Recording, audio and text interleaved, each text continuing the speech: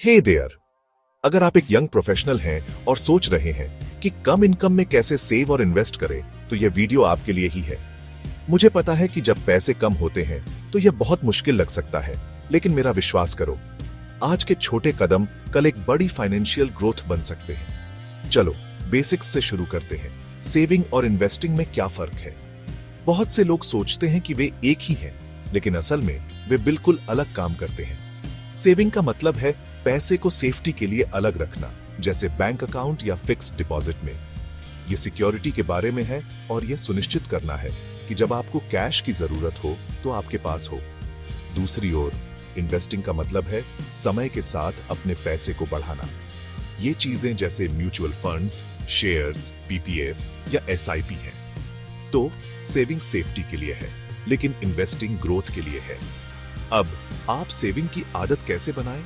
चाहे आपकी इनकम कुछ भी हो, चाहे आप 10,000 कमाते हो या 1 लाख, आपको कहीं से तो शुरुआत करनी होगी।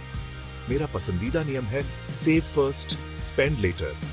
20-50-30 रूल ट्राई करें। अपनी इनकम का 20% सेव करें, 50% जरूरी खर्चों पर खर्च करें और 30% अपनी लाइफस्टाइल और ईएमआई के लिए यूज करें। जैसे ही आपकी सैलरी आए, सेविंग्स अकाउंट या एफडी में ऑटो ट्रांसफर सेट कर दें। आपको पैसे की कमी महसूस भी नहीं होगी। लेकिन सिर्फ सेविंग ही काफी नहीं है। यहां बताया गया है कि कम अमाउंट के साथ भी इन्वेस्टिंग कैसे शुरू करें। सबसे पहले अपना इमरजेंसी फंड बनाएं। कम से कम 3 से 6 महीने के खर्चों का टारगेट रखें। इसे अपने सेविंग्स अकाउंट या लिक्विड फंड में रखें, ताकि यह आसानी से एक्सेस हो सके। नेक्स्ट, म्यूचुअल फंड्स में एसआईपी, सिस्टमैटिक इन्वेस्टमेंट प्लान शुरू करें।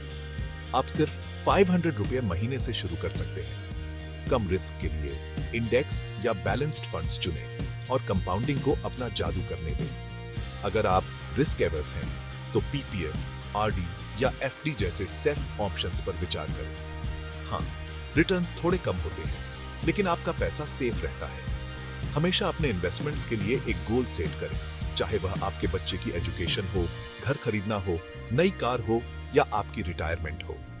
एक क्लियर टारगेट होने से ट्रैक पर बने रहना बहुत आसान हो जाता है।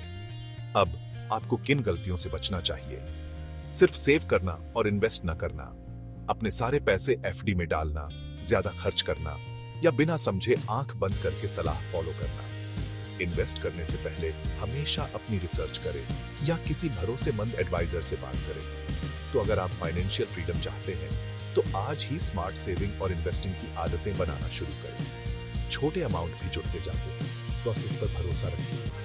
अगर आपको यह हेल्पफुल लगा तो लाइक बटन दबाएं, फिनोटोश को सब्सक्राइब करें और कमेंट्स में मुझे बताएं कि आपने अपना पहला एसआईपी या एफडी कब शुरू किया।